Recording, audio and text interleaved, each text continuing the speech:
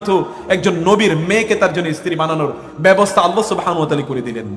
ওই মেয়ে এসে তাকে নিয়ে যাচ্ছে যে বাবা আপনাকে ডাকছে, এবং বাবার কাছে গিয়ে মেয়েই বললেন, ইয়া আবাতিন খায়রা মান ইস্তাজারতাল কওয়িয়ুল আমিন, বাবা একটা লোকের তো আপনার নিয়োগ দেওয়া দরকার, এই লোকটাকে আপনি নিয়োগ দেন, এই লোকটা আল কওয়ি এবং আল আমিন।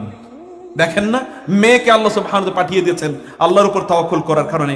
অতএব আপনারা যারা যুবক জেনারেশন যারা আছেন, আপনাদেরকে বলবো যে আপনারা আল্লাহর কাছে আপনাদের ডিসিশন চান। প্রিয় ভাইরা, আল্লাহর কাছে, প্রিয় বোনেরা, আপনার কাছে আপনার ডিসিশন চান।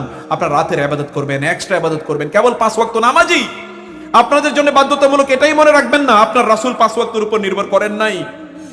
তিনি ডেইলি 40 রাকাত নামাজ পড়েছেন, কমপক্ষে তিনি 40 রাকাত পড়েছেন।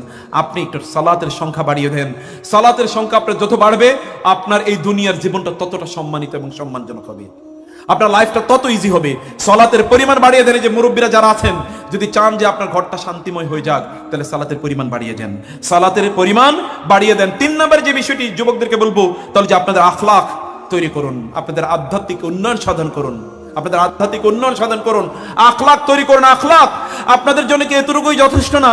আপনাদের নবী হওয়ার আগেও তাকে লোকেরা বলতো আস-সাদিক এবং আল আমিন, চরম সত্যবাদী, পরম বিশ্বস্ত, এ কথা বলতো। পরম সত্যবাদী, পরম বিশ্বস্ত বলতো। আপনাদের এইরকম 2-1টা চরিত্র নিজেদের ডেভেলপ করতে মনে চায় না? একটা চরিত্র ডেভেলপ করুন। এই যুবকের দিকে তাকালেই যেন এরকম হয়। আমি ক্যাম্পাসে এরকম অনেক যুবককে দেখি, ওদের চেহারা থেকে যেন বিশ্বাস করেন না, যেন নূর ছড়ে, নূর। ওদের চেহারার দিকে তাকালেই আমার অন্তরটা একেবারে পরিতৃপ্ত হয়ে যায়। অনেক কষ্টের মধ্যেও এই চেহারাগুলোর দিকে তাকালে আমার মনটা ভালো হয়ে যায়। চেহারা থেকে যেন নূর ঝরে। কেন নূর ঝরে জানেন? কারণ ওরা হারামের দিকে তারা তাকায় না, অশ্লীলতার দিকে তারা তাকায় না।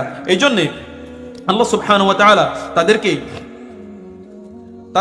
আল্লাহ সুবহানাহু ওয়া তাআলা এই জন্য তাদেরকে এই সম্মান আল্লাহ সুবহানাহু ওয়া তাআলা তাদেরকে বাড়িয়ে দিয়েছেন। সেজন্য আমি বলবো যে আপনারা আপনাদের আখলাকগুলোকে তৈরি করেন।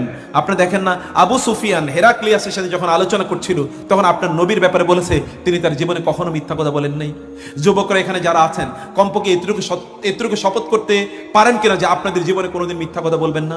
সফট স্পোকেন হন, খুব সহজ করে কথাবার্তা বলবেন, খুব ভালোবেসে কথাবার্তা বলবেন। আপনারা অন্যকে ভালোবাসা অবশ্যই দেখাবেন, অন্যদের জন্য কল্যাণ দেখাবেন, আপনাদের নিজের আধ্যাত্মিক উন্নয়নের জন্য কাজ করবেন। আপনাদের নিজের আত্মাকে আপনারা একেবারেই ধ্বংস করে দেবেন না। মানুষের বিরুদ্ধে গীবত করবেন না, মানুষের বিরুদ্ধে নামিমা করবেন না, মানুষের বিরুদ্ধে অবশ্যই কথাবার্তা বলবেন না, ছিদ্রান্বেষণ করবেন না, বিভিন্ন ধরনের মানুষের সাথে ঝগড়া বিবাদ, তর্ক বিতর্ক ইত্যাদিতে কখনোই আপনারা জড়িয়ে যাবেন না। আপনাদের শরীরের অর্গানগুলোকে বিভিন্ন হারাম জিনিস থেকে বাঁচান। কানকে হারাম শোনা থেকে বাঁচান, গান, বাদ্য, অশ্লীলতা ইত্যাদি থেকে বাঁচান। চোখকে হারাম জিনিস দেখা থেকে বাঁচান, হাতকে হারাম জিনিস ধরা থেকে বাঁচান।